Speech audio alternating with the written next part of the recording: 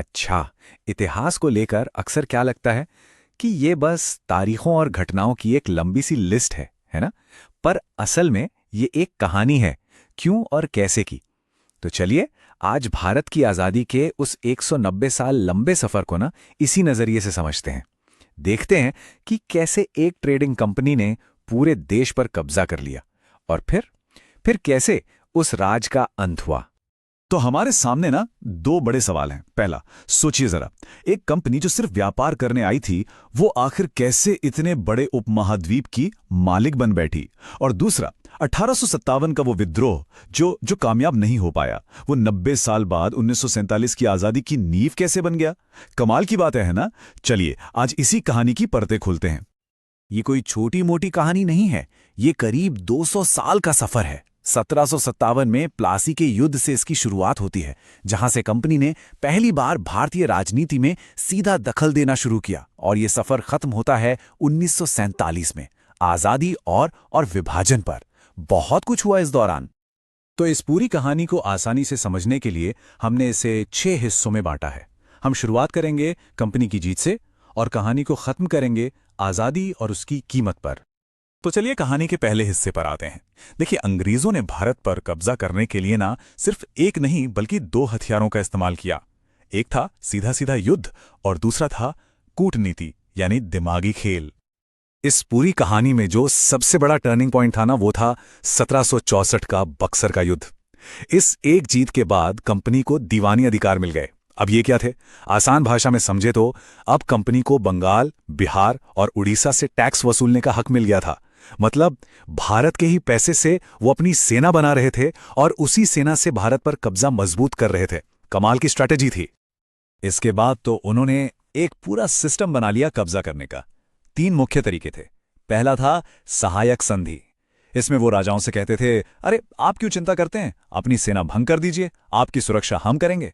और बस धीरे धीरे उनका पूरा राज्य ही हड़प लेते थे। दूसरा तरीका था सीना युद्ध। मैसूर के टीपू सुल्तान मराठों, सिखों सबको एक एक कर हराया। और तीसरा था डॉक्ट्रिन ऑफ लैप्स। मतलब जिस राजा का अपना बेटा नहीं, उसका राज्य सीधे कंपनी का। झांसी की कहानी तो हम सब जानते ही हैं। यह सब कोई इत्तेफाक नहीं था, ये एक सोची समझी चाल थी। अब देखिए, जब जुल्म और शोषण की इंतहा हो गई तो फिर लावा तो फटना ही था। और वो फटा 1857 में। ये जो विद्रोह था ना, ये कंपनी की उन्हीं आक्रामक नीतियों का सीधा नतीजा था। इसी को भारत का पहला स्वतंत्रता संग्राम भी कहा जाता है। पर सवाल ये है कि ये विद्रोह कामयाब क्यों नहीं हुआ? इसकी सबसे बड़ी वजह थी एकता की कमी। मतलब ये आग पूरे भारत में एक साथ नहीं भड़की। कोई एक ऐसा नेता नहीं था जिसके पीछे पूरा देश खड़ा हो जाए। दक्षिण भारत तो लगभग इससे अछूता ही रहा। और तो और कई रियासतों ने तो अंग्रेजों का ही साथ दिया। बस इसी फूट का फायदा उठाकर अंग्रेजों ने इस विद्रोह को बेरहमी से कुचल दिया। लेकिन यहां एक और मजेदार मोड़ है। विद्रोह भले ही फेल हो गया, पर इसका नतीजा बहुत बड़ा निकला। इतना बड़ा कि ईस्ट इंडिया कंपनी का राज ही खत्म हो गया। जी हां, 1858 में एक नया कानून आया और भारत पर हुकूमत सीधे ब्रिटिश क्राउन यानी लंदन में बैठी महारानी के हाथ में चली गई। एक कंपनी का राज खत्म, एक साम्राज्य का राज शुरू। तो अब कहानी एक नए दौर में दाखिल होती है। क्राउन रूल के साथ साथ भारत में वेस्टर्न एजुकेशन भी आई और इसी वजह से एक नया पढ़ा लिखा मिडिल क्लास तैयार हुआ। ये वो लोग थे जो लोकतंत्र, आज़ादी, अधिकार, इन सब बातों को समझने लगे थे। और यही से भारत में संगठित राजनीति की शुरुआत होती है। और इसी माहौल में 1885 में बनी इंडियन नेशनल कांग्रेस। इसकी शुरुआती नेता, जिन्हें हम नरमपंथी या मॉडरेट्स कहते हैं, उन्होंने एक बहुत बड़ा काम किया। उन्होंने ड्रेन ऑफ वेल्थ थियोरी दी। दादा भाई नौरोजी जैसे नेताओं ने पहली बार आंकड़ों के साथ ये साबित किया कि अंग्रेज कैसे सिस्टमैटिकली भारत का पैसा लूटकर ब्रिटेन ले जा रहे हैं। मतलब उन्होंने पूरे देश को बताया कि ये राज हमें कैसे आर्थिक तौर पर खोखला कर रहा है। पर सिर्फ चिट्ठियां लिखने और रिक्वेस्ट करने से तो आज़ादी मिलने से रही। और फिर 1905 में लॉर्ड कर्जन ने बांटो और राज करो की अपनी नीति चली और बंगाल का बंटवारा कर दिया। बस इस एक घटना ने तो जैसे आग में घी डाल दिया। पूरे देश में स्वदेशी आंदोलन शुरू हो गया और कांग्रेस के अंदर भी दो फाड़ हो गए। एक तरफ थे नरम दल जो अब भी सुधारों की बात कर रहे थे और दूसरी तरफ थे गरम दल, लाल बाल पाल, जिनका कहना था कि अब सुधार नहीं, पूर्ण स्वराज्य चाहिए, और वो भी संघर्ष करके।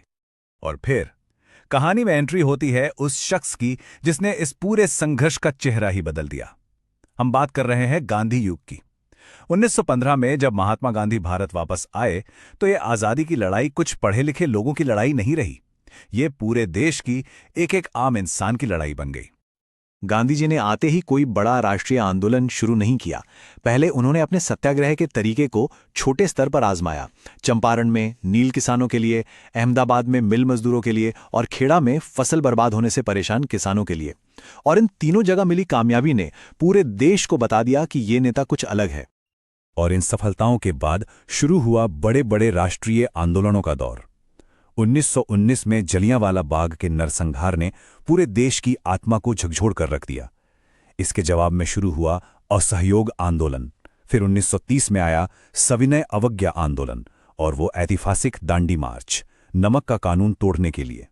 ये एक के बाद एक ऐसे वार थे जो ब्रिटिश साम्राज्य की जड़ें हिला रहे थे। चलिए अब चलते हैं इस कहानी के बिल्कुल आखिरी और सबसे निर्णायक दौर में।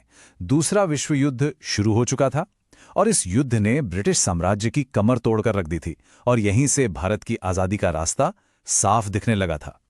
और इसी मौके पर 1942 में कांग्रेस ने आजादी के लिए अपना आखिरी दांव खेला, भारत छोड़ो आंदोलन। और इस बार गांधी जी का नारा था, करो या मरो। ये एक सीधा और साफ संदेश था कि अब बातचीत का, समझौते का कोई समय नहीं बचा, अब बस आजादी चाहिए। इस आंदोलन के दबाव के साथ साथ 1946 में हुई नौसेना की बगावत ने ताबूत में आखिरी कील का काम किया। सोचिए, अंग्रेजों को पहली बार यह समझ आया कि जिस भारतीय सेना के दम पर वो इतने सालों से राज कर रहे हैं, अब वो भी उनके कंट्रोल में नहीं है। बस अब उनके लिए यहां टिके रहना नामुमकिन हो चुका था। और फिर आखिरकार वो दिन आ ही गया जिसका सदियों से इंतजार था, आजादी का दिन। लेकिन ये आजादी एक बहुत बड़ी, एक बहुत दर्दनाक कीमत पर मिली, और वो कीमत थी देश का बंटवारा। सही मायनों में 1947 एक दोधारी तलवार जैसा था। एक तरफ 190 साल की लंबी लड़ाई के बाद अपना राज यानी स्वशासन का सपना पूरा हो रहा था, और दूसरी तरफ बंटवारे की आग में लाखों लोग बेघर हो रहे थे। हिंसा का ऐसा तांडव था जिसका दर्द, जिसका जख्म आज तक भरा नहीं है। 15 अगस्त 1947, वो तारीख जब भारत आजाद हुआ। एक लंबे, थका देने वाले संघर्ष का अंत हुआ और एक नए राष्ट्र का जन्म हुआ। और अंत में बस एक सवाल छोड़कर जा रहा हूं। 1947 की वो विरासत जिसमें आजादी की खुशी भी है और बंटवारे का घाव भी, ये दोनों चीजें मिलकर आज इस पूरे उपमहाद्वीप के 1 अरब से ज्यादा लोगों की जिंदगियों पर कैसे असर डाल रही हैं,